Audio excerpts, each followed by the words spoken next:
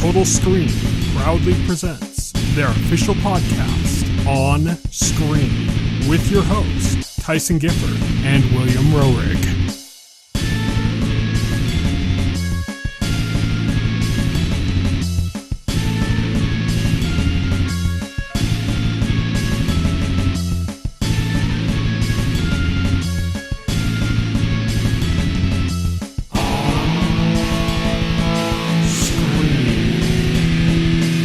Hello, everybody, and welcome to On Screen, the official podcast of the Total Screen. My name is Tyson. My name is Will. And today we are going to be talking about Season 7 of Black Mirror. We've also got some stuff coming up on the horizon to talk about, and a few news stories and trailers to go over in our news segment on D. Let's get started with On the Horizon.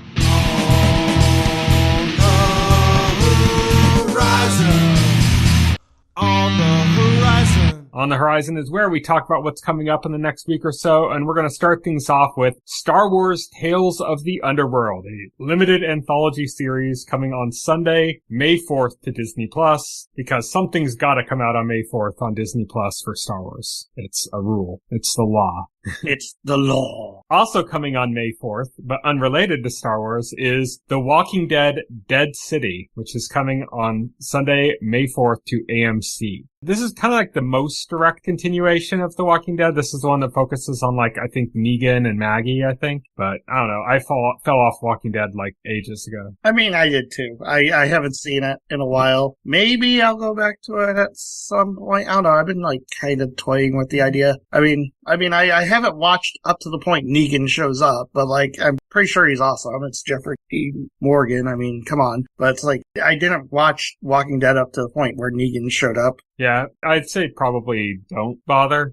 There's a lot of other stuff that's kind of more favorable. Mm-hmm. Next up, we have Blood of Zeus. This is coming on Thursday, May 8th to Netflix. This is one of the animated shows. I think it might be from the same studio that does like Castlevania, but unrelated to the producer of Castlevania. Yeah. But it's right. like, I think it's the same animation studio. Yeah. That's the animation studio's powerhouse. That's coming on Thursday, May 8th to Netflix. It's, I believe, the second season of that. Conan O'Brien Must Go returns for its second season on Thursday, May 8th on Max. This one, yeah, I liked the first season, but you could tell it felt a little uneven. It kind of happened around, a bunch of shit was going on. I think the pandemic and stuff was going on around when they were trying to do that and stuff. So there were all sorts of issues. And then, yeah, the second season, just from the trailer, looks a lot better. It looks like he's got some celebrity guests, Javier Bardem, Taika Waititi. It looks like it's going to be a lot more fun. And that is coming on Thursday, May 8th to Max. Also on Thursday, May 8th, but on Peacock,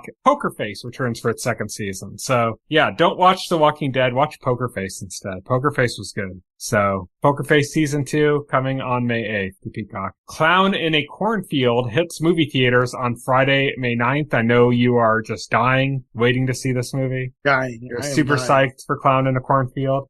Super psyched. Friendship is coming on Friday, May 9th to theaters. I have a feeling that's not going to come to my local theater, which is unfortunate because I want to see that. This is the one with Paul Rudd. Yeah, I know what that is. Yeah, it's the one. Yeah, it's the dark comedy, Paul Rudd and Tim Robinson. Yes. I think you should leave. We'd mentioned I think you should leave earlier. Yeah, we did. It's the dark comedy about Tim Robinson becoming like obsessed with Paul Rudd. Mm-hmm. That looks good. That looks really good. Why wouldn't that come to your theater? I don't get it. Now, there's probably some, like, biblical movie that they want to play instead. I don't know.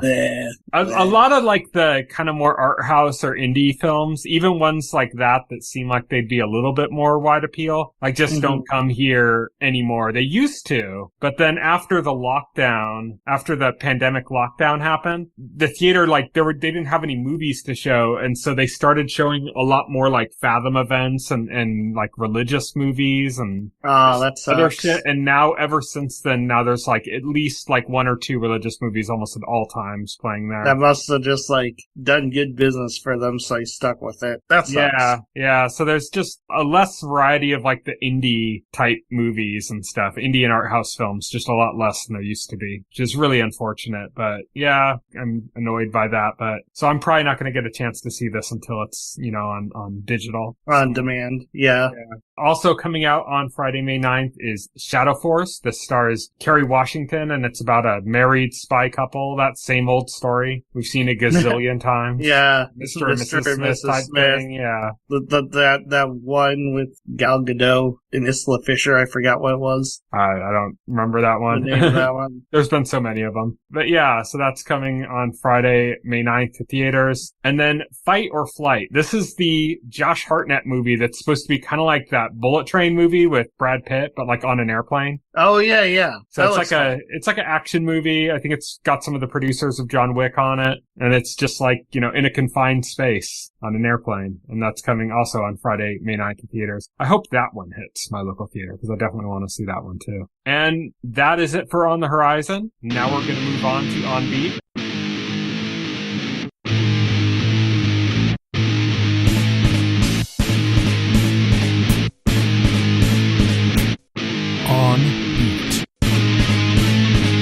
On Beat is our news segment, and we're going to start things off with Guy Ritchie taking over for Doug Liman as director of the RoadHouse sequel, with Jake Gyllenhaal reprising his role. So the RoadHouse movie we're talking about is the spin-off / remake, whatever, of RoadHouse, not the original Patrick Swayze one. We're talking about the Doug Liman one with Jake Gyllenhaal that came out, I think, straight to Amazon Prime, I believe, right? So I think we covered that, right? We covered that on the show, on an episode? Yeah, we did. Yeah, so this is like a sequel to that, but you got Guy Ritchie replacing Doug Liman, which is just kind of weird because I think Doug Liman is really what made that work. It's a different style. Yeah, Guy Ritchie has like a different style. I don't know. It's interesting to see where that will go. I really like the way Doug Liman did this reboot. Mm-hmm. The way it was over the top, but it kind of worked in this like hyper tense kind of way or something. And I just don't know if that's going to match with Guy Ritchie. And it doesn't have to. He could do something else, but it just kind of makes me go like, well, what are you going to do? Because the idea of a Roadhouse remake was always kind of a weird prospect, and it worked because of the way Doug Liman did it, not like, as well as, but like specifically because of that stylistic approach. So I wonder, Guy Ritchie has his own style, but I wonder how that's gonna work. I kind of want to see like a trailer for that. I mean, Jake Gyllenhaal's reprising, so he sees something in it. Right. Our next news story is a little bit of feel-good news, and that is that Electronic Arts has canceled the Titanfall game they had in development, fired more than 300 employees, with Respawn losing more than 100 employees on their own. So, more mass layoffs at a video game company. It keeps happening. It keeps happening. This industry is broken. Yeah. That's all there is to it. This industry is completely broken. I think the Western component of this industry is completely broken. Oh yeah. I think their budgets are just way out of control, and they're getting way too hung up on like live service games. Oh yeah, for sure. I mean, one of the games that Respawn does, I think, is Apex Legends, right? So Apex Legends, yeah. And if I was looking at the report by Jason Schreier, one of the reasons for this is because Apex Legends like underperformed. Yeah. Big time last quarter. And that's the major reason for these layoffs. Yeah, a lot of this ties into like the whole game of service trend, And the thing is, like, the unfortunate thing with games as a service is like companies are chasing it, and there's more misses than hits, but they're going to keep chasing it because the hits that have hit like really big and made just so much money. Expensive to make, but you can get these long tail runs like Fortnite that just runs fucking forever. Fortnite is making Epic billions. Yeah. That's printing money for Epic right now. I think it's bad for the industry, not just because of the effect of them chasing this thing that rarely pays off and all these studios that get closed down because of it. I just don't think games as service games are particularly that compelling. And I think that the reason the ones that hit is because that's all anybody has time for in their life of that type of game. Well, yeah. And people are prioritizing. Oh, yeah. People are prioritizing to spend their gaming time on Fortnite because that's, because it doesn't end. There's always something to go back to Fortnite for. They're not hungry they're for show up more for games that. as service games. They're hungry for Fortnite. That one, Right.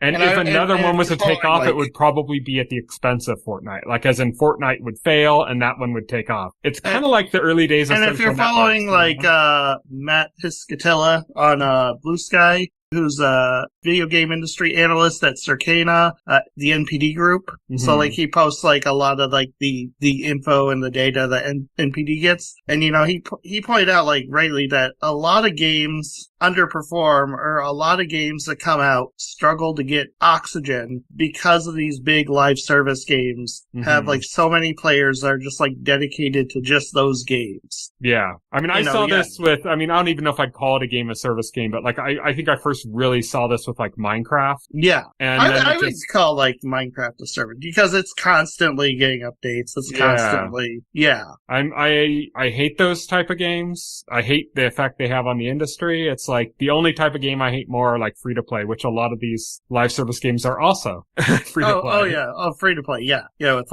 micro. Yeah. I hate that business model. Yeah. I'm not a big fan of games as a service or free to play because it's just not, first of all, I think a lot of free to play games are just there to get as much money out of people as humanly possible. They're just addictive without being fun. Yes. Oh, yes. Exactly. They literally those companies will literally hire psychologists to study addictive behaviors. They have departments in their business focused on how to addict people. And a lot of it's not fun because the thing is, if you have a fun experience and then that experience ends and comes to a proper closure, you get a resolve and that gives you an out. It gives you a moment to stop. I think that also applies to things like the MCU with when Phase 4 ended with Endgame, a lot of people thought, okay, here's my out. I can stop watching now. Yeah. And I think Marvel might look back on that as kind of a mistake to kind of give some semblance of closure. Right. Yeah, some semblance of this is the end of a chapter. I kind of had the same feeling, even though I had no intention of stopping watching Marvel movies coming out, but I kind of had the same feeling watching Endgame. This is the most grand superhero spectacle I have ever seen, and am likely to see. This is it. This is the ultimate wish fulfillment. I don't need to see anything else. Yeah, I think that's kind of what happens with the free-to-play and the live service games is that they ignore that. They don't allow closure because they know that that's going to happen. And so there's only kind of a few routes that a game, a live service game can take. And like I said, there's really only room for one or two around at a time. One or two of these big behemoth live service games to survive at a time. So they're competing to take each other down because, and I compare that to the early days of social networks in a sense. There wasn't room for Friendster and MySpace. Yeah, so exactly. MySpace replaced Friendster. There wasn't room for MySpace and Facebook. So Facebook replaced MySpace, That's the only way that I think another live service game can take off isn't if it takes off in addition to Fortnite, but if it takes off to the expense of Fortnite. Yeah, exactly. Exactly. There's only a couple big games that are out there that do really well at the expense of everything else. And the problem is every company desperately wants to have their own Fortnite. They want to have a game as big as Fortnite, and it's not possible for everybody to have that, but they're going to keep chasing it through failure and failure and failure until they find the one that hits, because if you get a hit as big as Fortnite, you're basically printing money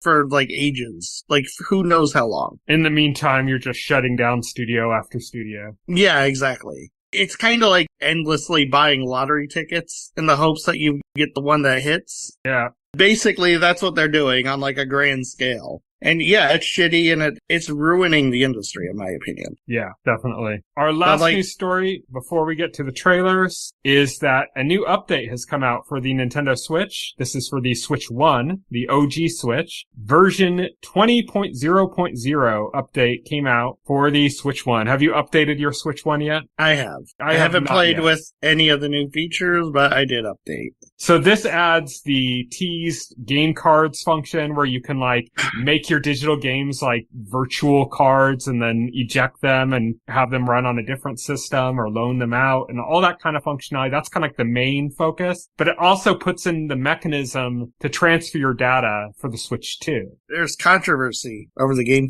cards. Did you see that? I've seen some discourse about that. It also looks like it's a little buggy right now. Like some of the controversy might be due to just problems, like with the rollout, you know? It appears that, like, no matter what you do, you can't, because, like, apparently before you could play the same game online at the same time on 2 different Switches across 2 different accounts. And now, like, with the virtual game cards, you cannot do that. Apparently, by default, you can't even play the same game on 2 different accounts at the same time. But, like, but you can disable the virtual cart option and revert back to, like, the way it was before. But even if you do that, you can go back to playing the same game on 2 Switches at the same time, but you can't both play online at the same time. So basically, the controversy is people that are trying desperately to like manipulate the situation to get any type of way that they can play for free, and they're pissed off that now that I wouldn't kind of closed. Go that far because there's like a lot of people like had like legitimate uses for that. Like a lot of people, I've seen people point out like they would play Animal Crossing together, or they'd play other like multiplayer online games like Mario Party that way with family members. This makes me like think, that. I think most of this, and there might be some use cases of that, I think most of this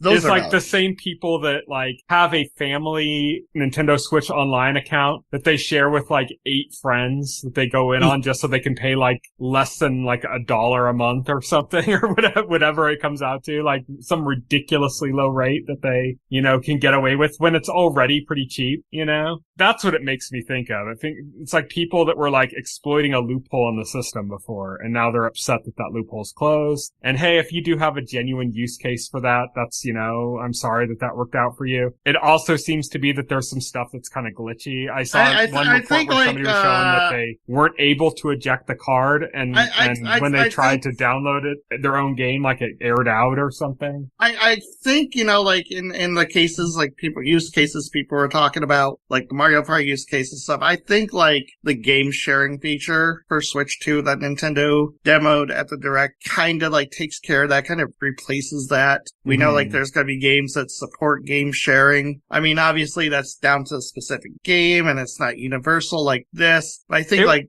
that could kind of smooth that over, that rough patch. But again, like they were exploiting a loophole. It wasn't a feature, it was a loophole. Well, it was a feature because Nintendo's website said you could do it. It seems more like a loophole to me. It seems like it was a way to make it so that it would work so that you could have multiple people have access to the same games, and they didn't want to cause a problem with it, so they kind of let that run through, and people used it as a loophole. It's the same thing with, like I said, the family accounts. Why did Nintendo put it in their FAQ that you could do it? I don't know. I don't think that this was, I mean, there's so many heads at Nintendo, it's not like one person, and there's a lot of, you know, like we've talked about before when we were frustrated with the one aspect of the Direct and the reveal of the Switch was Nintendo just being kind of cagey with information and not really being, that's just a case with Nintendo. There's a lot of shit that's like, you know, weirdly presented. So I don't really put that as like something specific. I don't think somebody specifically put that in and they really were marketing that as a feature. I think that was something that was exploited and somebody just marked that down. Random employee 2638 just randomly put that down and it just stayed in the system. Yeah, well, I mean, they put it down. So, I mean, it's unfortunate, but it is what it is. I never personally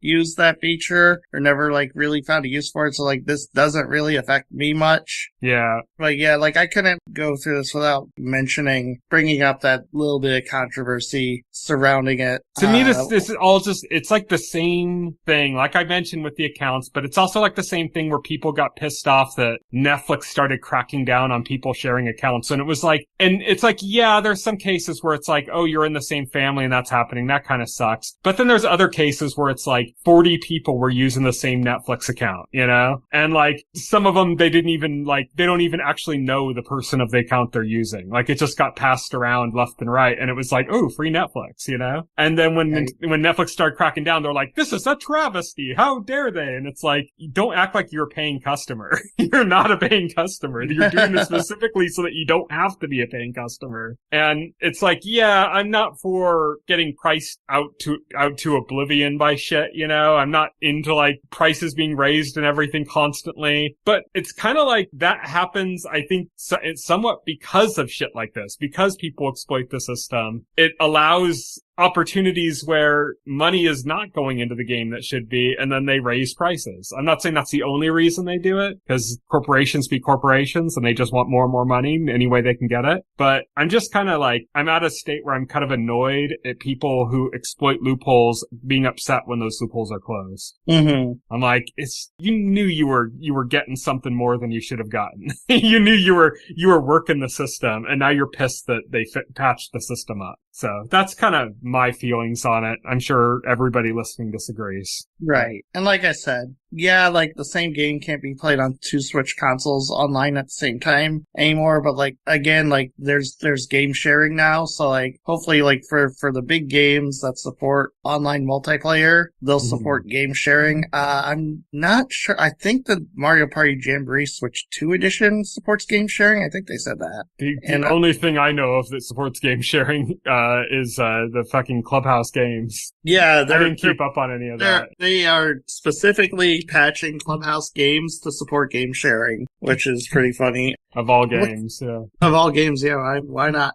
It's on the website. They specifically use Mario Party Jamboree as a prime example. Okay, like, I'm looking at the game share page on Nintendo's website. They mentioned Mario Party Jamboree. They got Super Mario 3D World plus Bowser's Fury on here. Oh, they got like a list of the games so far. Okay, Mario Party Jamboree, Big Brain Academy, Mario 3D World, Mario Odyssey, Toad Treasure Tracker, and Clubhouse games will support game share, at least like first party wise. So like, yeah, hopefully like that smooths that over. Yeah, you won't have to like worry about virtual game cards not letting you play the game online because you can game share. Yeah, they're changing their whole system basically. Yeah, exactly. The way things function under the hood. And you're bound to have, like I said, besides even that, I saw one video where somebody was showing how like a game card just airs out now. Like for one of his games, he can't eject it or load it. Like it's just like, oh, that's weird. Non-functioning now. And the icon looks all screwed up too. It's like there's glitches in this. Yeah, I mean, I'm not surprised, to be honest. I mean, that's just that happens, you know? Yeah, that stuff happens. They'll fix it. Yeah. Now we're going to move on to trailers. We have 6 trailers to go over. First, we got a trailer for season 4 of Love, Death, and Robots. That just reminds me, I really need to sit down and watch this series. I think I watched about half of season 1. I do. I watched that. I was like, yeah, I need to watch season 1. Yeah, I watched about half of season 1. I think I need to just sit down and watch it all because what I watched was really good. It's just as an anthology series of short films, it's hard to get yourself motivated when other things come up in life, you know? Like you'll start watching one and then something else comes up in life and it's like, oh yeah, and then you start watching some show that's actually episodic and you're just watching week to week on that and then it just falls to the wayside. And that's kind of what happened to me with Love, Death, and Robots. It was good, but it just fell to the wayside. I need to kind of hop back into it because you know what this is Love, Death, and Robots as a whole, not just the season. This is heavy metal. Yeah. This is like our generation's version of heavy metal. Meaning not referring to the music genre, but the animated movie Heavy Metal that was like a bunch of shorts. This is what this is. It's a bunch of like high concept, different animation styles, really super detailed animation in different animation styles and experimental. And that's really cool. It's sometimes hard to get into. Yeah. But yeah, the stuff they showed for season 4 looks particularly good. There's a lot of stuff that looked interesting. I know David Fincher directed one that's like based on a Red Hot Chili Peppers performance or something, I guess. That's got like puppets. So I guess they just did like a music video of like a Red Hot Chili Peppers live performance, but they used puppets. I don't know. I guess so. But there's some other like weird stuff going on in this too. There's a one with a cat that's kind of like thinking of itself as the overlord and it's dealing with a robot that comes into its life. And there's just lots of cool stuff there going on. And, you know, I like I said, I just need to get into this in general. I need to watch like the old episodes too. Maybe we can do an episode about it sometime in the future. Maybe. Next, we got a trailer for Tim Travers and the Time Traveler's Paradox, in which Danny Trejo completely phones in a performance. And yeah, I mean, I don't know what to think about this. I mean, it looks kind of fun. I mean, the main character seems like charming and everything, but this also looks like super low budget. Mm-hmm. I mean, like 90% of like the trailers like set in like this one room, this one like big empty like warehouse room. Like I'm kind of like, okay, like Joel McHale has a small role in it, and it makes it feel Joel like this McHale. was yeah. Oh, he's in this? Yeah, he was in the trailer. Oh, okay. He was talking, he was like the host of a radio show, and he was talking to the guy, and he said like, oh, I hope you die, or something. Oh, yeah. Okay, yeah, and Felicia Day shows up. Yeah, Keith David. And Keith David, yeah. So they got like some good like fan favorite actors. But when Joel McHale showed up, and the tone of it and the way they're like obviously saving money by making it like almost like a bottle episode but a movie or something, really makes me think of like Community. Oh, yeah. Like this almost feels like this was a Community episode that got cut or something. It's interesting to do like a bottle episode but movie. Yeah. Right? Yeah. I'm thinking that because like Community did that several times where they did like really meta bottle episodes, where they did a bottle episode while acknowledging it was a bottle episode, you know? And that's kind of what this feels like to me, but it's a movie, you know? So I don't know. I don't really know who the creatives involved in this are, and, you know, maybe they have some connection to that. Maybe that's how they have Joel McHale in this. I don't know. But yeah, it just kind of has that feeling to me. So I don't know. Yeah, there's like 3 reviews on Rotten Tomatoes so far. 1 a 3 out of 5, 1 7 out of 10, and 1 no score, but it's just like marked rotten. So I don't know, not a lot to go on. Yeah. Interesting. Yeah. Next we got a trailer for The Smashing Machine. This is the new movie with The Rock playing a white guy. A24 wrestling movie starring The Rock, based on a true story about this fighter, name I forgot already. It's this big drama. It's The Rock trying his hand at being like a serious dramatic actor, you know, instead of like this over the top action star, you know, and I do like, I gotta give him credit, at least as far as this trailer goes, he really sells the performance. Yeah, he really kind of disappears into the role, which is like, you know, we've used that same phrase referring to like, say, Nosferatu with Bill Skarsgård, or like The Penguin with, you know, Colin Farrell and stuff, about an actor just disappearing into the role, where it's like, it's a combination of the performance, the choices they're using with the voice, the makeup and prosthetics or whatever, and everything to just make you completely forget that the actor is there. And that happened for about half of the trailer. And then there were these occasional moments where you could kind of see The Rock peeking through. Yeah, there are these moments. So my big question is like, how well does the performance hold up for the runtime of this film, which I'm guessing is like probably like about 2 or so hours, maybe even like a little over 2 hours. Because I know it's like dramas these days tend to be like a little longer than 2 hours. The less that's going on in them, the longer the runtime. Yeah. Mark Kerr, that's the name of the guy The Rock is playing. He was a former MMA fighter. Emily Blunt plays his wife, you know, so it's directed by Benny Safdie, you know, so, you know, Benny Safdie has done like fantastic things with Adam Sandler. So it looks good. It looks like a really good drama. It has the potential The Rock has the potential to, like, surprise people with this. Yeah. It's kind of like, I think The Rock's been a bit of a joke as far as being an actor, where, like, he's really good at playing himself. So you watch something like the new Jumanji movies and stuff, and they're really fun because he's just playing a version of himself. But right, yeah, exactly. He hasn't really like tested himself. Like the one movie that he was like hyping up that was going to be this big deal that he was really going to show his own chops was like Black Adam, and it just sucked. Yeah, it just sucked. He was playing himself again. So it was it just ended up being nothing. But everyone's basically been saying like, oh man, it's like these wrestlers are coming out and doing movies and they're proving themselves and showing that they got some range and stuff. And meanwhile, The Rock's like the biggest star in the world, and he's just like flailing and not doing anything worthwhile in that sense. And you're having like Dave Bautista and John Cena eating his lunch, basically. Yeah, pretty much. So this will be interesting to see if this actually changes that perception of him, you know? Oh yeah. Yeah, it changes people's perceptions. Next up, we got probably the most interesting and hotly anticipated trailer of the bunch this week, which is for Weapons. This is the new movie from Zach Kriegler. This is a more detailed trailer than like the teaser we got, which I believe was just last week. We got that teaser, you know, which, this was a more detailed trailer. This is the movie whose screenplay was so hot. It sold for $38 million at auction. Jordan Peele was a bidder and fired his manager when he didn't win the rights to the screenplay. Yeah. So, people are talking this up, saying like this is like a very hotly desired screenplay that a lot of people really wanted. And this is like Zach Cregger's like only like his second screenplay, you know, like his second directorial gig after Barbarian. But you know, it's like interesting because he was supposed to do Companion, which came out this year, and then put it off and said like, oh, this won't be my next film. I'm gonna do something else, and had another one of his people in his group do Companion as their directorial debut. And it's a good movie. It's not Barbarian good, but it's good. And Weapons is like, I think he just really wanted to follow up Barbarian with something. It couldn't just be good enough. Like it had to be absolutely outstanding, you know? Right. Oh yeah. And that's kind of the vibes we've been getting from behind the scenes talk about Weapons. You also got, Julia Garner's in it, and she's kind of on a hot streak in her career right now. And so it's,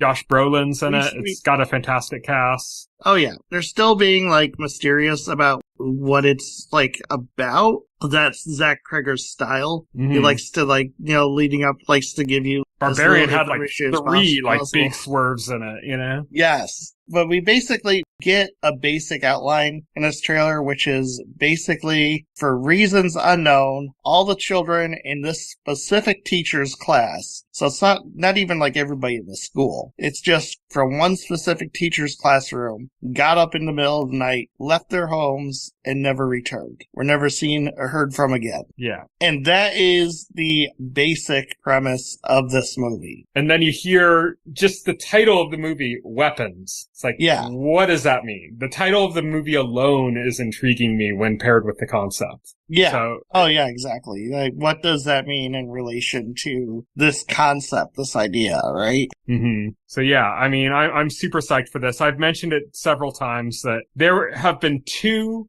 new horror movies, meaning not part of an existing franchise, that have really impressed me in like the last 10 years or so. And nothing else has really impressed me. There's only been 2. And one was Barbarian and the other was Ready or Not. And Barbarian kind of blew my mind, and I was like, oh, this is really good. Like I was really into that. So I'm super psyched to see Weapons and to see what that turns out to be. But it's also a risky prospect because, I'm going in with really high expectations. Oh, absolutely. Oh, same. I have very high expectations for this. Next up, we got a trailer for a new HBO/Max series that we saw teased about a year ago, I think. It was just about a couple seconds of footage, and basically the only thing it let us know is oh, Josh Holloway with long hair?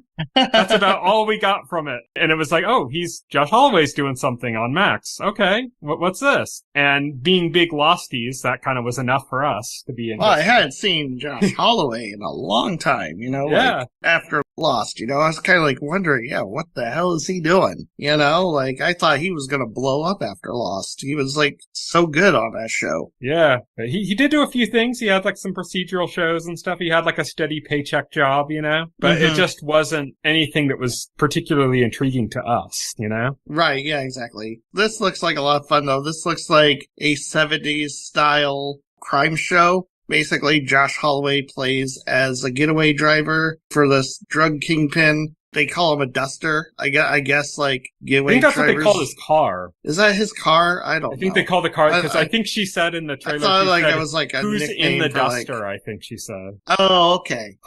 So he's a getaway driver, and then there's this woman who's an FBI agent, and she's investigating Josh Holloway's boss. And apparently By the way, Keith David again, another Keith David, another Keith David performance. Love to see Keith David. Rest in peace. He was amazing. But I love seeing Keith David in anything. So apparently, Josh Holloway, I forget specifically, a brother, somebody important to him. Yeah, they mentioned something about his brother dying or something. I think his brother who did it. Yeah, and him not knowing who did it, and the FBI agent suggests to him his boss had something to do with it. So he teams up with her to kind of help her investigate that, and I guess that's the basic premise, and then all sorts of buddy cop duo hijinks ensue. 70s cop action. Yes. It looks like a lot of fun. Yeah. Looks like a lot of fun. Yeah, it's kind of in the vein of this kind of cop stylistic cop action shows like Banshee or something like that. It looks like it's going to be pretty fun. That's another one. Instead of The Walking Dead, just watch Banshee. It's got Homelander in it. He's the lead. There you go. Yeah, I should watch that. And then lastly, we got a trailer for Bad Thoughts. This is a new anthology comedy series, it seems like, on Netflix. I think this might be more of like a sketch comedy series than anthology. Yeah, something like that. Netflix has a few of these. It's interesting. Like they seem to have done like a pretty good job of establishing relationships with stand-up comedians. And they've done it with like specials where they kind of they encroached on like HBO's territory of like the big comedy special thing. Netflix did that for a while. And now like the kind of new angle to that seems to be, well, let's start up some sketch shows. And instead of worrying about like, oh, this is our sketch show, it's like, well, just, another stand-up comedian, another sketch show. And so we had like, I Think You Should Leave, which kind of really made waves on Netflix with Tim Robinson. And now we've got Tom Segura, who mostly, works in podcast. He's got a stand-up and he does podcast, basically. And now he's going to be doing this, skit show, and it seems to be about intrusive thoughts. Like, I Think You Should Leave was very properly named because that's basically like the entire tone of that sketch comedy show, where it was these situations that kept escalating until literally you would look at the character and go, you should probably go. Should probably get out of here at this point. That was kind of like the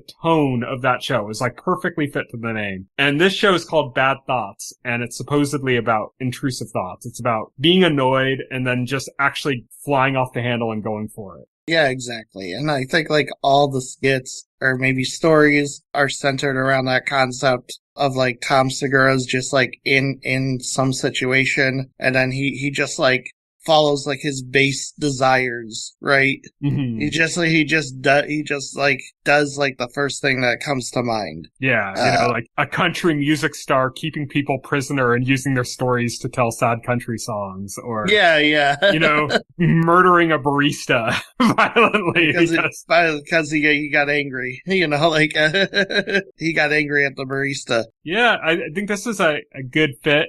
Looks like it's gonna be kind of interesting. I kind of like that they have this like run of multiple sketch comedy shows, and they're all kind of unrelated to each other, but it's not like, oh, we're NBC and we have Saturday Night Live, or like, oh, we're Fox and we have In Living Color. It's like, oh, we're Netflix and we have like 78 of these sketch comedy shows. Right. Some of them end up being really interesting and some of them not so much, but they have hit several times. I Think You Should Leave kind of became a pretty big deal for a while, and Bad Thoughts looks like it might be kind of in that same vein. Yeah, oh yeah. I think like Netflix is definitely hoping this is a new I Think You Should Leave.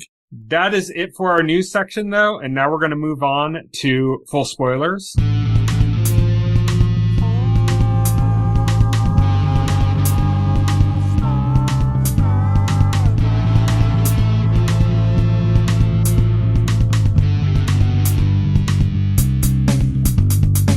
This week on Full Spoilers, we're going to be talking about Season 7 of Black Mirror. We're going to be talking about all 6 episodes of that, and going through them in order, and just talking about what we thought of them, and as I said, in full spoilers. Yeah, I'm not going to do like a full plot breakdown of them, but we're going to just kind of go over general ideas and general kind of plot points or something if they're relevant to our thoughts. We're going to start off with Common People. Like I said, we're doing these in order. I'll say just like right off the bat is the best episode of the bunch. I think it's my number 2, but it's very strong. It's very strong number 2. I thought for the longest time it was going to end up being my number 1. I'm not going to say what my number 1 is right now, but this was a strong. When I get to it, but this was like very strong for me because this is like, it's almost a pitch perfect black comedy satire about just like how broken the healthcare system is, how broken like big tech is, the idea of monetization, like everything being pushed into like a subscription service. And like it's this and then just constantly raising the prices. Ironically, something Netflix does.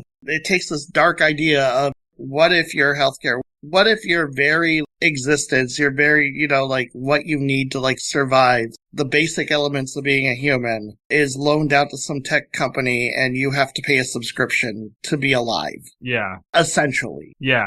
Because the basic concept is Rashida Jones, Chris O'Dowd, who plays Mike, Rashida Jones plays Amanda. They're a couple. Rashida Jones, has a tumor in her brain. It's inoperable. I think it was a stroke or something, and they had to, part part of her brain died. Or, she has a stroke because of it. Yeah, and they had because to of the remove tumor. a part of her brain. Yeah, they had to remove. Yeah, well, yeah. The basically, like, the nurse tells her it's inoperable. They can remove the part of the brain, but if they do that, she's gone. She's dead. Yeah. And then this woman from this tech company startup basically says, yeah, you can't remove that part of the brain, but we can take all the information that section of the brain is holding, upload it to our cloud server, and then we can remove that part of the brain, and then we could stream that brain matter from our server to her brain, back to her brain. Like, that's essentially like a workaround, you know, like Stadia Healthcare. Yeah, it's Stadia Healthcare. Your brain's on a cloud server. And she says, oh, we could stream her brain back to her for like, oh, it's only going to be $300 per month to start. That's the starting. Yeah. And Chris O'Dowd, he's like so desperate to like have his wife back that he just like agrees to it, even though like it's a horrible idea from the beginning. And then it just gets worse from there, like much worse. Yeah, they start adding ads to it. And then you have to go up to a higher tier. You know, it's like, there's blackout areas, and you need to go to a higher tier to be able to travel. Yeah, you have to go to a higher tier to be able to travel. Then there's Lux, ends up being like $800 per month, and like they're struggling for money, and like Mike resorts to like self-harm. Yeah, it's kind of like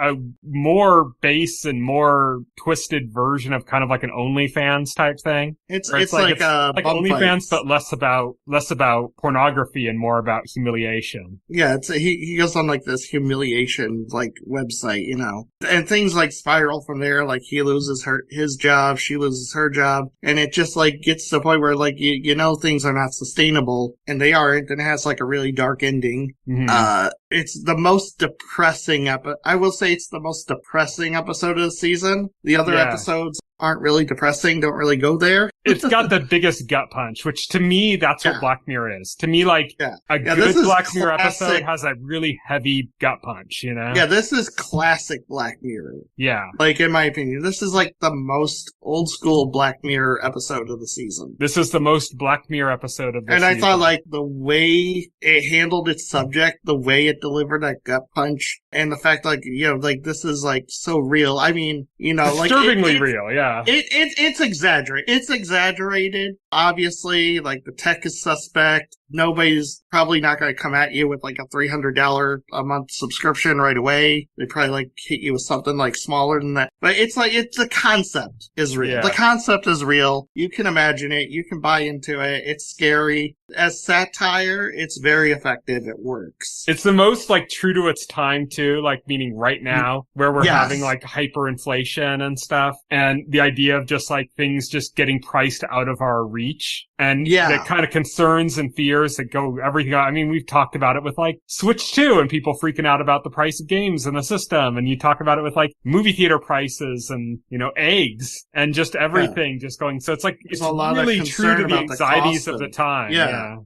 Yeah, definitely. And it's also, this is probably like the least rewatchable episode of the season too. This is one of the ones that's just, it's very hard to watch. It's very difficult to watch because like these people, they suffer, you know, and you're suffering right alongside them. Yeah. It's one of those ones that you watch it and you're like, wow, this was an amazing episode. I never want to watch it again. Right. Yeah, exactly. Yeah. Let's move on to the next episode, which is, I believe, Bête Noire, I believe is what it's called. I will believe whatever you say. Yeah, this is the worst episode of the season, in my opinion. Not the worst episode of Black Mirror, but the worst episode of the season. Yeah, again, this is definitely, like, in the running for worst episode. And it kills me, too, because, like, it starts off so interesting. Starts off with a good hook. It's so stressful. It's so stressful, but, like, I loved it. I thought it was, like, captivating. I was captivated for most of the episode, too. That's the sad part. It's about gaslighting. I was into it. Yeah, it's about gaslighting. It's about, like, the Mandela effect. Mm-hmm. And I thought, oh, they're doing some crazy stuff. And the whole episode, I'm wondering, okay, I wonder, like, how they're going to explain this. What's the twist? What's going to be, like, the amazing twist?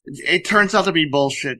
It turns out Charlie Brooker didn't know how to, like, wrap this up in a satisfactory way. So he just said magic box. Yeah, he just said magic box. Yeah, it turns out, like, and again, it's about a woman, Maria, who works at this, it doesn't even matter really what her job is. She makes, like, snacks or something. She makes snack for the snack foods company. And then she meets this woman from her high school, walks back into her life, walks back into the building and becomes her coworker, and this is somebody, like, she never, like, had, like, a friendly relationship with. She was kind of like a bully to her. And basically, as soon as this woman from her past, like, shows up, all of a sudden she's misremembering things that she thinks are true turn out not to be true. Left is right, up is down, and she can't figure out what's going on. And then, like, you're in the whole episode, you're like, this is crazy, right? And how is this happening? And then it turns out, like, Verity has, like, some kind of quantum manipulator that she says, oh, I could transport you to, like, any universe I want and make anything happen. That sounds like bullshit. Okay. What did you think it was going to be? I don't know, because, like, there was, like, I thought she was in a simulation. You know what? Yeah. I thought she was being tortured in a simulation. In a simulation, yeah. Like, if she had her, like, in a virtual reality simulation, that would have made more sense. And they've done stuff like that before. Like, the White Christmas episode of Black Mirror kind of touched on themes of that. There was another one, I can't quite recall, that did something very similar to that, where it was like, it was also had white in the title. I think it was called White Bear. And that was in the second season, and that had somebody she wasn't in a simulation, but she was, like, in this thing where they basically turned prison into, like, a theme park, and, like, were torturing the prisoners and kind of giving them, like, amnesia so that they'd wake up in a moment and they'd be, like, freaking out and trying to survive a situation as, like, guests were, like, laughing and watching. It just annoyed me because, like, the tech in this episode wasn't even, like, really tech. It doesn't, like... Yeah, it was just magic box. Yeah, it was just magic. She was Q, essentially. Yeah, and it was such an asshole. And I was like, it sucked all the tension and drama out of the situation once that was revealed. Mm-hmm. I also do like it at the end when she finds her. She's in this, like, mansion, this gated mansion, but she has, like, zero security for some reason. Yeah. It's, like, not even an alarm system. Just, like, nothing. She breaks in and, like, there's no alarms going off. She's able to, like, hide from her. It's like, what?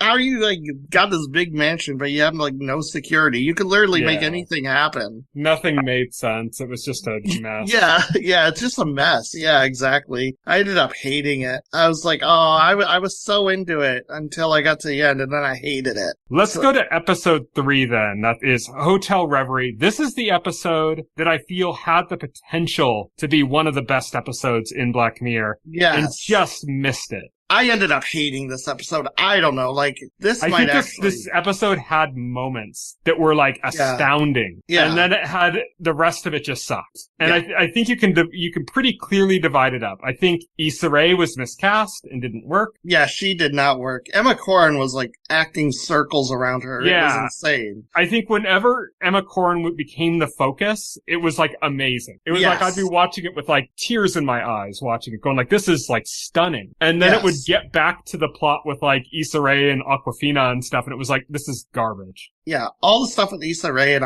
especially Awkwafina was garbage. God, when like, they had, like, so the crew, like, every time, like, the guy would, like, mix the cocktail and the drink, and they'd be like, cocktail completed, blah, blah, blah, like, checklist, like they were like a command center or something. It was so cringy. It was so cringe. It was, and then like the tech guy, like, just babbling off, like, the most unrealistic sounding techno babble constantly. It sounded like the kind of stuff you hear somebody saying, like, a Star Trek parody. I was like, what are you doing with this dialogue? God damn. Yeah. And then they had what was, I think, kind of a big crazy point in this is that I've never experienced, like, one-sided chemistry before. Where, like, when you watch something and you're like, oh, these characters, they really have good chemistry together. These actors have really great chemistry together. Or, like, oh, there's just, like, no chemistry between these actors. It just doesn't work, And this was, like, one-sided chemistry. Where, like, you could really believe that Emma Corrin really was head over heels in love with Issa Rae's character. And then you just did not get it on the other side at all. It just did not work on the other side, Right, yeah. It's like, I've never seen that happen before.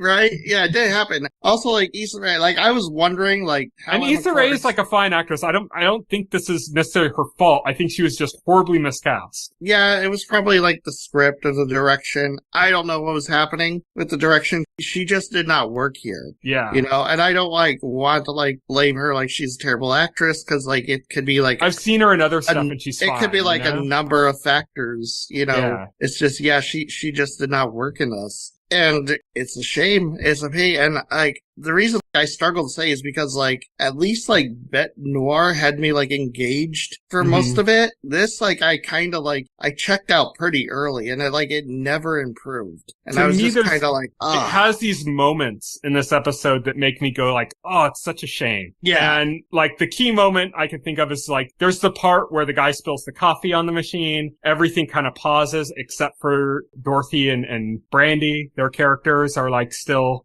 moving around and stuff. And Dorothy doesn't know what's going on. And Brandy just kind of stupidly lets it slip that like, oh, you're not real. Everything's not real. And then there's a certain point where Dorothy like walks through a wall and kind of gets all the information about the actress who played her character. And I'm like, that scene was amazing. That scene was amazing.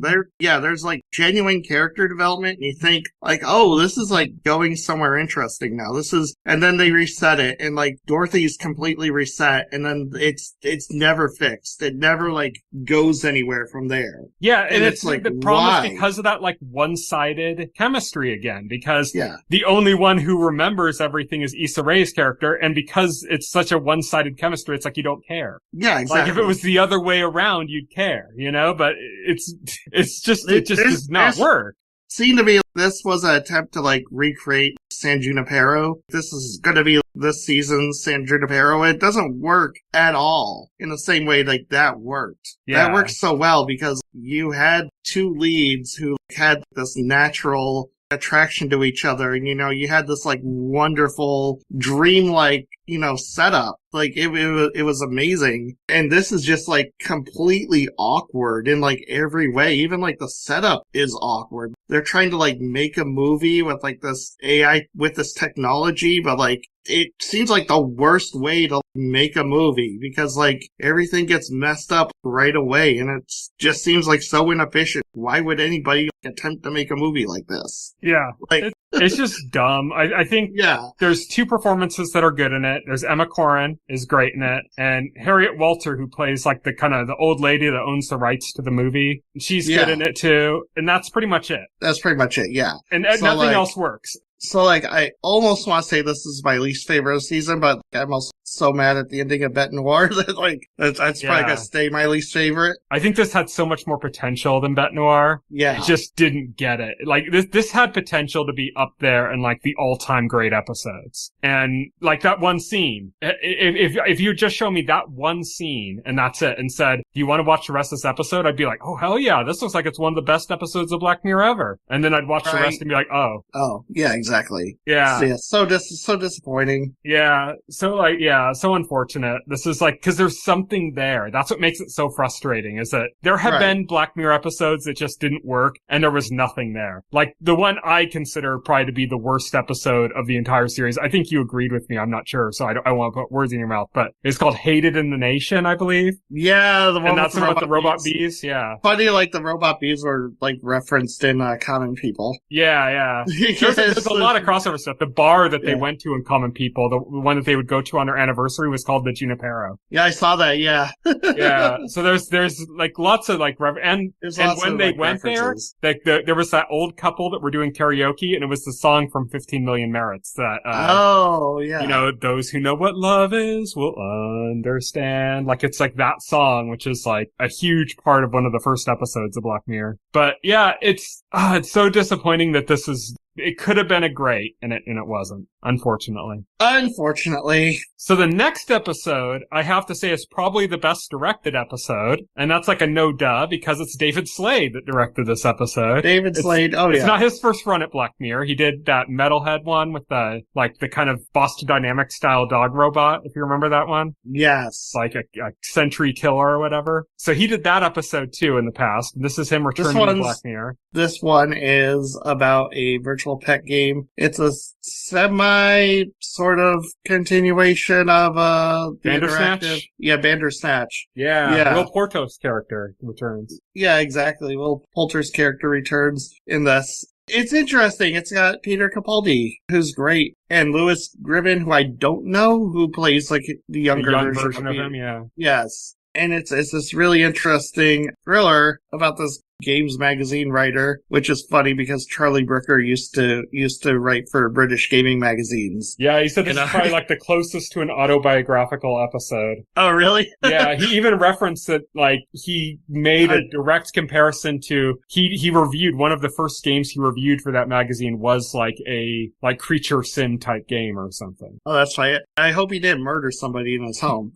You never know. You never know, right? But yeah, like he gets exposed to Colin Rittman, like made this basically this virtual pet game in the 90s, you know, which would have been like ahead of its time because I think like the past part of this is set like around like what, 94, 95? Yeah, it would have been like after Tamagotchi, but like before things like The Sims or, you know, Nintendogs or anything like that, you know? Yeah, he makes like this basically this virtual pet sim. And basically, Cameron Walker becomes fascinated by it, steals the program, and then he takes some LSD, and then, like, by taking LSD, like, he can understand what these virtual creatures are telling him. Like, apparently. Because, like, we don't, like, as the viewers, we don't get that. They're not speaking to us. So based on the way things unfold, it seems like there is communication happening between him and them. Right. Oh, yeah. Because it's not something he would have been able to do on his own without that, you know? That's true. And basically, like, it starts in the future when he's, you know, in the present. He's much older now. He's Peter Capaldi, so he's much older. And basically he gets arrested for attempted shoplifting. Yeah, he gets flagged when they arrest him and they realize that he's connected to this unsolved murder. Yes. And so he's brought in, but it turns out that's all intentional. He wanted to get caught. This is probably the weakest part of the episode, is that literally if they had surveillance systems in the police station, why didn't he just like tattoo or draw the QR symbol on his head before going in? Right. Oh, yeah. And the whole episode of him trying to convince them to give him a pen would have been pointless. Yeah, the whole thing. Yeah, exactly. Like in all these episodes, there's like these little, there's like these little. You have to suspend disbelief a little here and there. Yeah, because he said like he planned that out. He planned to be in there. The one factor he couldn't control was being given a pen and paper, so he could have controlled for that, like, by tattooing this symbol on his arm or something. But, you know, like getting around that, the basic gist of it is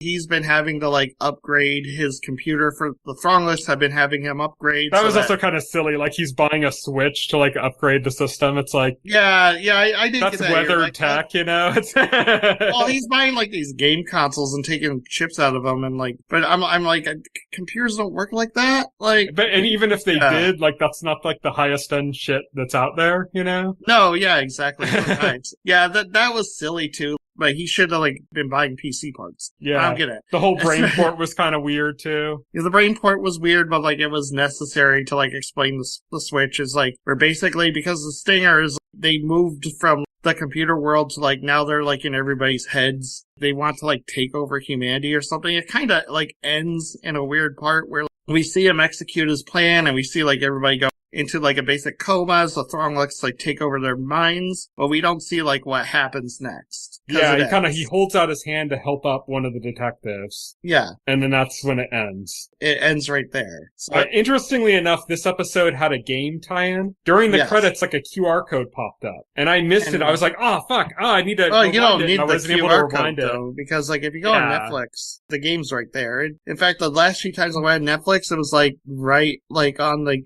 the landing page where it kept asking me, like, to play it. Yeah, it's like, if I go on Netflix now, the first thing you see is Black Mirror Thronglets mobile game, included with your membership. So, like, this is from, that's the first thing that pops up. I forgot the name of the developer. This is the developer that did that After Party game, the one where you go to, like, hell, and they did another one. They were acquired by Netflix a while ago. They were, like, a pretty good indie developer. You know what I'm talking about? I think it's called Nightwalk, I think might be the name of the studio. Oh, yeah. I haven't checked out this game. I don't know. Might be interesting. I think since it's part of Netflix, there's not like any microtransactions or anything? Because I don't think like... Yeah, I think it just ties to your Netflix account, and then you just play. Yeah, so you have to have a Netflix subscription. I haven't checked it out. Might be interesting. Yeah, I downloaded it, but I didn't get around to it. Like, I just forgot to get around to it. I wanted to play it before going on here, but it looks like it's kind of interesting. The developer's interesting. They've done, I played a game by them that was pretty interesting, and After Party looked like it might be something I might be into, and I never got around to playing that either. Did you ever play the tie-in game they did for Mr. Robot? No. There was a tie-in game for Mr. Robot that played like you were text messaging the whole time. Oh, that's fun. Like, it just mimicked the look of like a text messaging app, and you were like messaging and like social engineering and doing all these things. And like literally you would play it by getting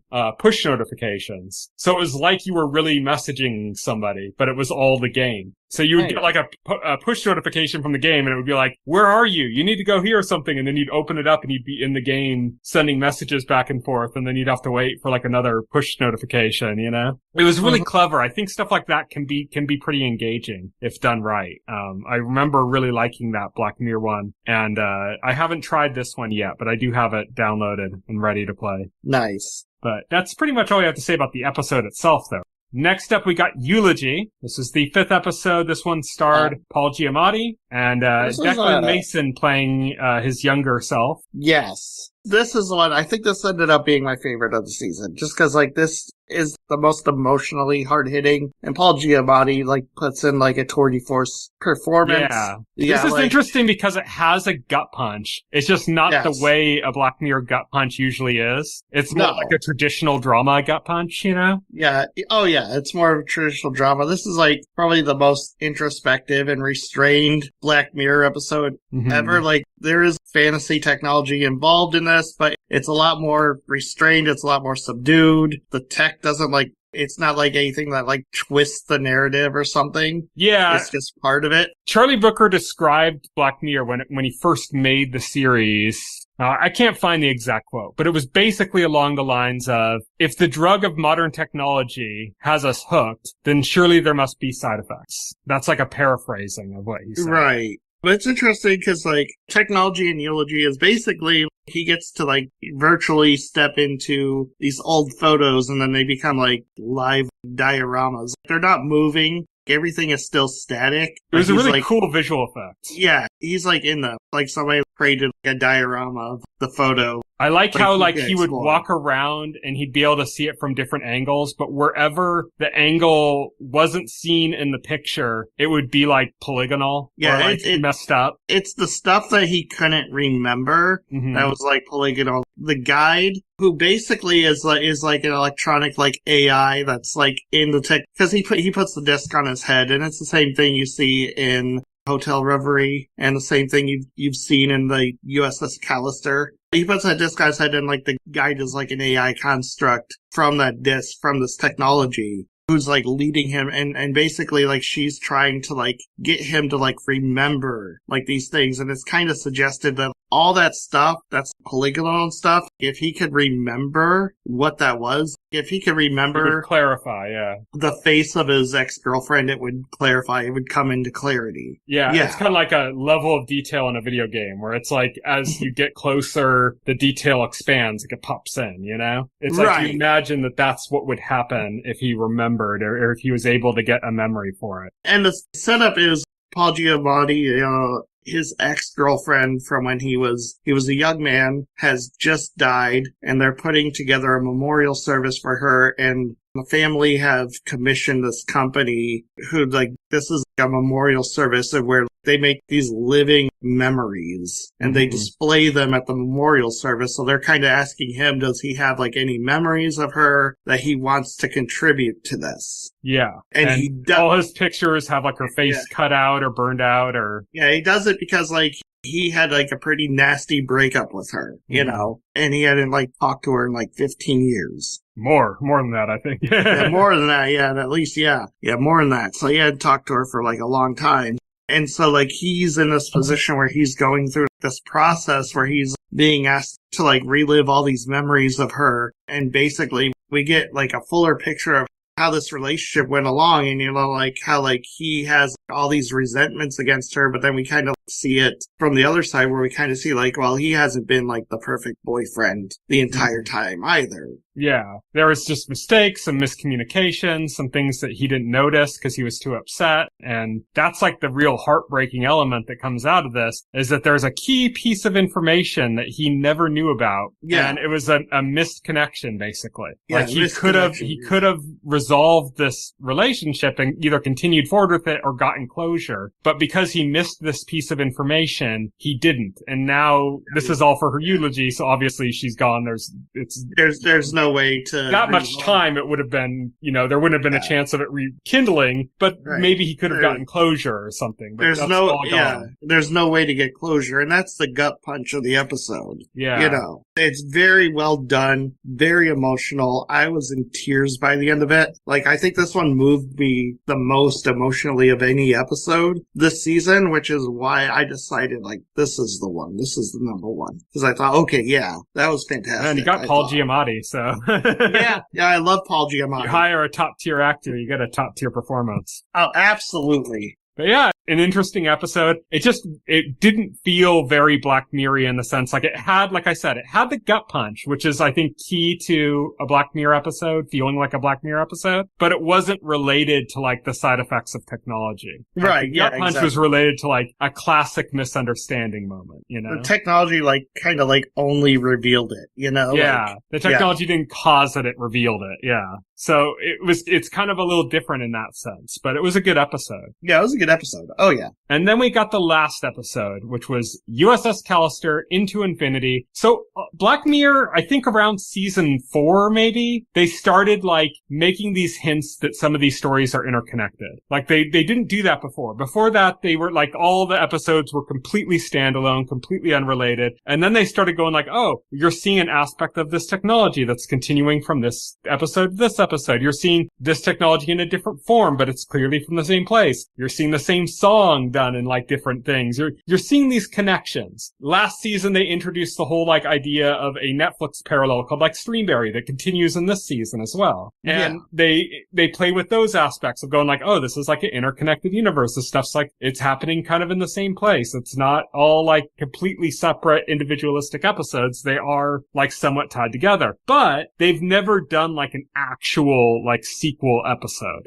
Like an actual follow-up to an episode. And I think this was a very natural story to get a follow-up because, like, when you watch the original USS Callister episode of Black Mirror, it does end on that cliffhanger, where they escape from Robert Daly, his, like, evil, megalomaniacal ass. They escape from him, and then they escape into, like, the wider internet, and it kind of ends in, like, okay, like, where do we go from here? That's where it ends. So this picks up at that point where, like, we see, like, where they go from there. It's just an overall fun episode. It's the longest episode of the season, too. Like, it's like 90 minutes. Yeah, it's like a movie. Yeah, it's like a movie, but it, like, I never got bored. It's always engaging. It's a lot of fun. I mean, I love Kristen Milioti. She's always very fun to watch. Talk about somebody who's blowing up, Yeah. Kristen Milioti was in this episode of Black Mirror. I think Palm Springs might have come out after that first USS Callister episode. Yeah.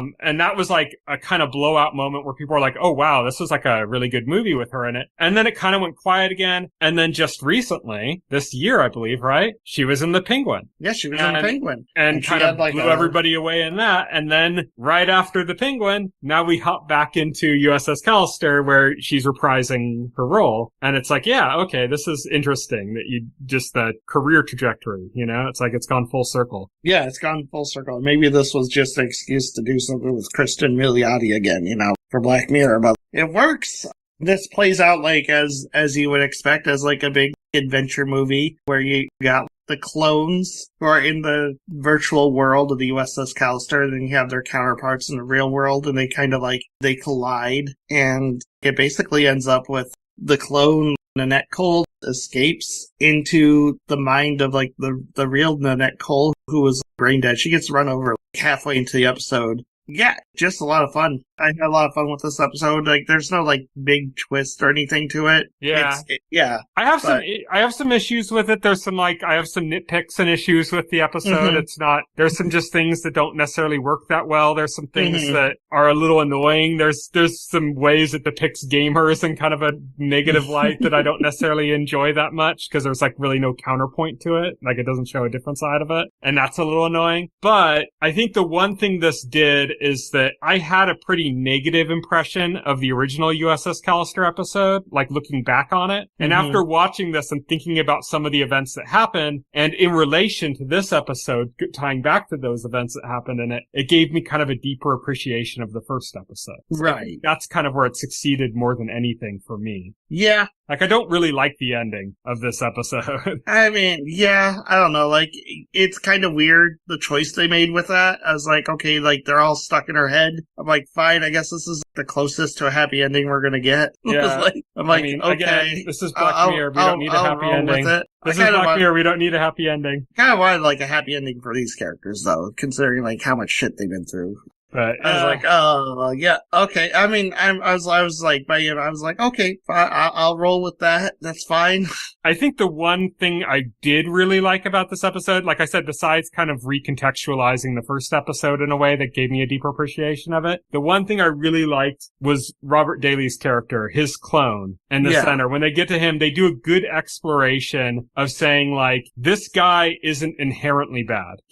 Power doesn't work for him. When this guy has power, it doesn't work out well. He's lonely, he's got these things, and these darker temptations he gives into. He's not adept at dealing with these things, and so he ends up becoming a monster. And they play with the idea that he was totally a monster from when we first met him in the first episode. And then here you see this is his clone that's in the space that is not a monster at all. Well, and no, yet that's very quickly slips into being a monster the second he has an opportunity. Well, the thing is, like, that's not quite how I interpreted it, because it's kind of like, he is like a monster because the first opportunity he gets, he tries to trap Kristen Milioti with him in that place. He tries to, like, copy her. You know, he's like, oh, yeah, just copy paste. And she's like, wait, copy paste? No, like, cut paste. And it's because, like, oh, like, here's this beautiful woman, and he's lonely, and he wants to keep her with him.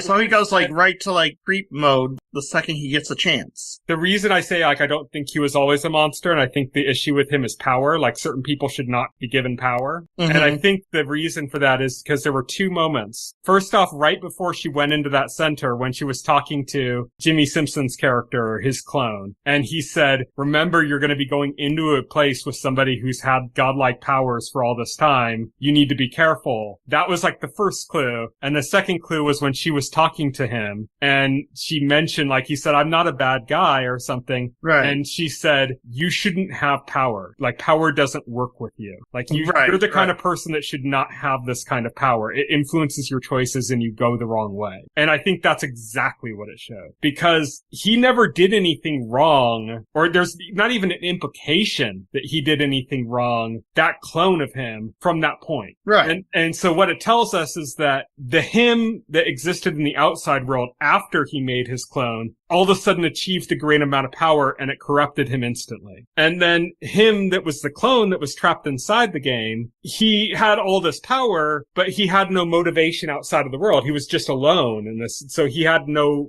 position to, like, take a position like that. But he had that godlike power. He had that thing. They illustrate it well with him, like, holding up his hand and the disc flying into it. I think that's like a moment of showing just the kind of like that banal laziness of, like, power that he was operating on. And then the second he saw, like, a way to, like, use that power to his benefit, it immediately corrupted him. That's what I'm trying to say. Like, I'm not trying to say, oh, he's a good guy and I feel bad for him. I'm trying to say, like, he's the kind of guy that would be perfectly fine if he never had power. Right, yeah. But because he had power, he was instantly corrupted. Right. And I think that's like, kind of the lesson they're trying to tell. As soon as he gets the chance, he makes bad decisions. Exactly. Yeah, that's what I mean. Like, you know, they say absolute power corrupts absolutely. He's like the dictionary picture, you know? You look up that saying in an encyclopedia and it's just a picture of his character. That's what I mean. He is not somebody that was meant to have power. And he would have been happy if he just was able to kind of lead a simple life,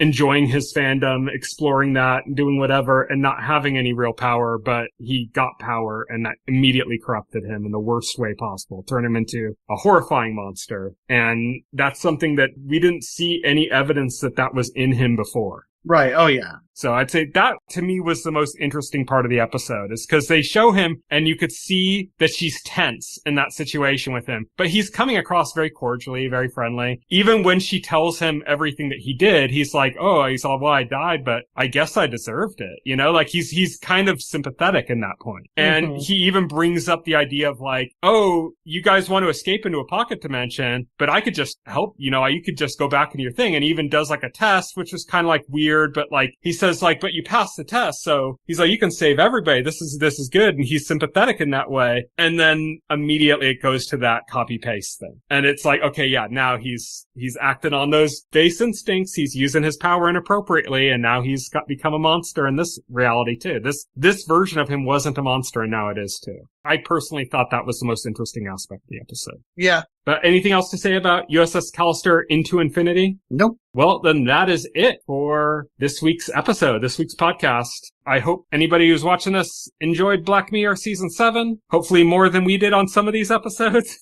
Pretty good season altogether, I would say. Decent season, yeah. Yeah, only 2 duds. I mean, out of 6, that's not bad. Yeah, there have been worse. Yeah, exactly. There have been worse seasons. So yeah, pretty good. But that's it for this week's podcast. Next week, we don't have a set topic. We're just we're going to play catch up. We're going to talk about other things that we've individually been playing and watching that haven't been a topic on this show yet. I've gone to quite a few movies. Will's watched some shows, played some games, things like that. We're going to go over and talk about some of that stuff that we've been doing. It's kind of our in the meantime segment. So we're going to go over that kind of stuff in an on tap segment, which we haven't done in a while. So that's going to be next week. Until then, thank you everybody for listening. You can follow me on Twitter and Blue Sky. I'm at Tyson Gifford. You can follow Will on those platforms. He is at Voxel Hero. You can check out our website, thetotalscreen.com. If you go to our website and open up a container store for any of our podcast episodes, scroll down to the bottom paragraph. You'll find all of the relevant links to all of our social accounts, our RSS feed, our YouTube page. Everything's there. You can also subscribe to our podcast through your favorite podcast client of choice, like Apple Podcasts and Pocket Casts. And the entire backlog of our podcast, as well as additional content, is available on our YouTube channel. So you can check that out as well. Thank you, everybody, for listening. Good night. Good night. Thank you for listening to the OnScreen podcast, the official podcast of The Total Screen. Visit our website at thetotalscreen.com. This podcast can be found on any major podcast client, including Pocket Cast and Apple Podcast. The entire backlog of this podcast and other content can be found on our YouTube channel.